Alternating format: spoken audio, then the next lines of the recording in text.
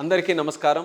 పాతపట్నం ప్రజలకు, ముఖ్యంగా శ్రీ నీలమణి దుర్గ అమ్మవారి భక్తులకు ఈరోజు ఒక సంతోషకరమైన విషయాన్ని తెలియజేస్తున్నాను.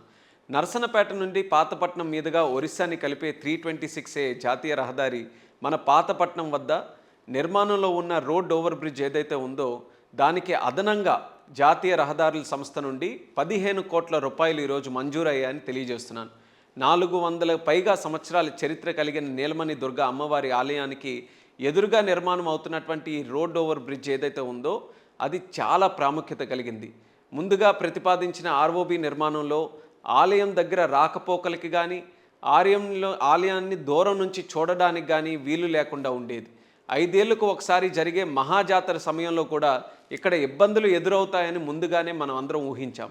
ఈ నేపథ్యంలో స్థానిక ప్రజలకే కాకుండా ఆంధ్రప్రదేశ్, ఒరిస్సా రాష్ట్రాల నుంచి వచ్చేసినటువంటి భక్తులకు ఆధ్యాత్మిక కేంద్రంగా ఉన్న మన శ్రీ నీలమణి దుర్గ అమ్మవారి ఆలయం ప్రాముఖ్యతని కాపాడే విధంగా స్థానిక ప్రజల అభిప్రాయాలను కూడా గౌరవిస్తూ భక్తుల సౌకర్యాన్ని దృష్టిలో పెట్టుకొని ముందుగా ప్రతిపాదించిన రిటైనింగ్ వాల్ స్థానంలో ఇప్పుడు వయోడక్ట్ నిర్మాణం చేపట్టాలని నిర్ణయం తీసుకున్నాం.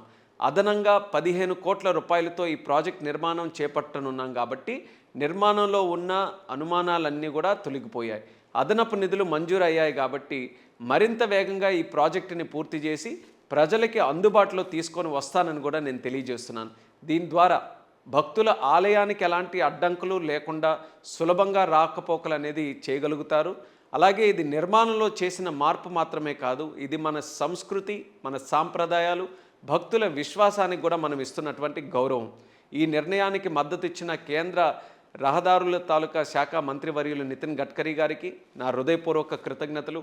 ఆర్ఓబి నిర్మాణంలో మార్పులు కోరుకుంటున్న నీలమణి అమ్మవారి భక్తులకు, పాతపట్నం ప్రజలకు ఇది నిజంగా ఒక శుభవార్తగా భావిస్తూ ప్రజలు భావోద్వేగాలని గౌరవిస్తూ అభివృద్ధి చేయడమే నా సంకల్పం, నా లక్ష్యం అనేది మరొకసారి తెలియజేసుకుంటూ మీ అందరికీ కూడా నా హృదయపూర్వక ధన్యవాదాలు. జై శ్రీకాకుళం, జై ఆంధ్రప్రదేశ్.